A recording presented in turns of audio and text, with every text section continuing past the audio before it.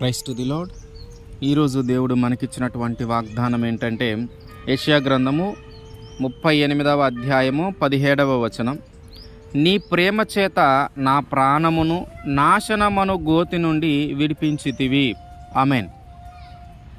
మనము కాపాడబడుటను చూసి, మనము రక్షింపబడటము చూసి, నాశనమను గోతిలో నుంచి విడిపింపబడటము చూసి, నేను నీతిగా బ్రతుకుతూ ఉన్నాను, అందుకే దేవుడు నన్ను కాపాడుతూ ఉన్నాడు. నేను నిజాయితీగా బ్రతుకుతూ ఉన్నాను, అందుకే దేవుడు నన్ను రక్షిస్తూ ఉన్నాడు. నేను చక్కగా ప్రార్థన చేస్తూ ఉన్నాను, అందుకనే దేవుడు నన్ను నాశనమను గోతిలో పడిపోకుండా కాపాడుతూ ఉన్నాడని మనం అనుకుంటూ ఉన్నాం.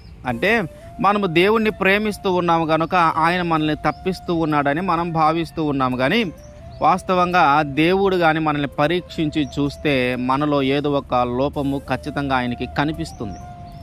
ఆయన మనల్ని పరీక్షించి చూస్తే ఆ పరీక్షకు మనము నిలబడలేము.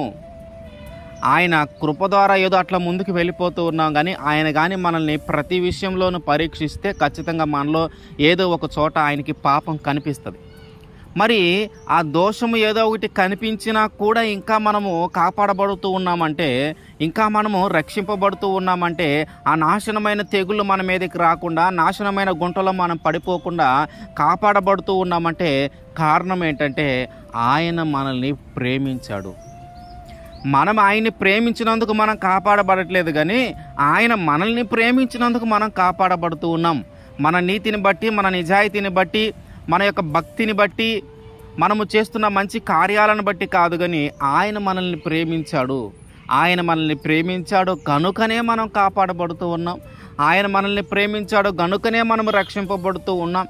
ఆయన మనల్ని ప్రేమించాడు గనుకనే నాశనమైన తెగులు కానీ, నాశనమైన గుంటలో కానీ మనం పడిపోకుండా తప్పించబడుతూ ఉన్నాం. అందుకని దావీదు అంటాడు, అయ్యా నా మీద ఇంత ప్రేమ చూపించడానికి నేను ఏ పాటి వాడిని?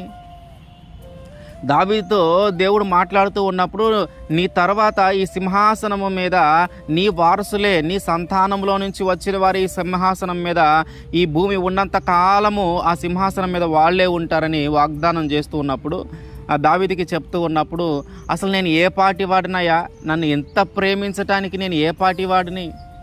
ఎక్కడో గొర్రెలు కాసుకుంటూ ఉన్న నన్ను తీసుకొచ్చి ఒక రాజుగా చేసావు, ఒక గొప్ప స్థానంలో ఉంచావు. నేను ఏమి చూసి నన్ను ప్రేమించావు? నేను ఏ పాటి వాడిని? నువ్వు నన్ను గుర్తు చేసుకోవటానికి నేను ఏ పాటి వాడిని? నువ్వు నన్ను రాజుగా నియమించడానికి నేను ఏ పాటి వాడిని? నీవు తరతరాలు నా యొక్క సంతానమును, నా యొక్క వంశమును నీ సింహాసనం మీద కూర్చుని పెట్టడానికి నేను ఏ పాటి వాడిని? మనమేదో గొప్పవారమని, మనమేదో నీతిమంతులమని, మనకేదో ఒక బ్యాక్గ్రౌండ్ ఉందని దేవుడు మనల్ని ప్రేమించలా. ఆయన లక్షణము, ఆయనకి మనమంటే ఇష్టము. మనము కలిగి ఉన్న వాటిని చూసి ఆయన మనల్ని ఇష్టపడలేదు, నిస్వార్థముగా ఆయన మనల్ని ఇష్టపడుతూ ఉన్నాడు. కనుక మనం తప్పించబడుతూ ఉన్నామంటే కేవలము ఆయన ప్రేమే. కేవలము ఆయన ప్రేమను బట్టే మనము తప్పించబడుతూ ఉన్నాం. ఆయన ప్రేమను బట్టే మనము కాపాడబడుతూ ఉన్నాం.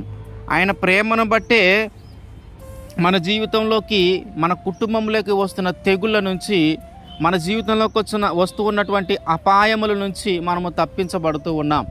మన ప్రేమ కాదు, మనము ప్రేమించిన దానిని బట్టి కాదు, కానీ ఆయన మనల్ని ప్రేమించిన దానిని బట్టి మనం కాపాడబడుతూ ఉన్నాం. ఆమేన్.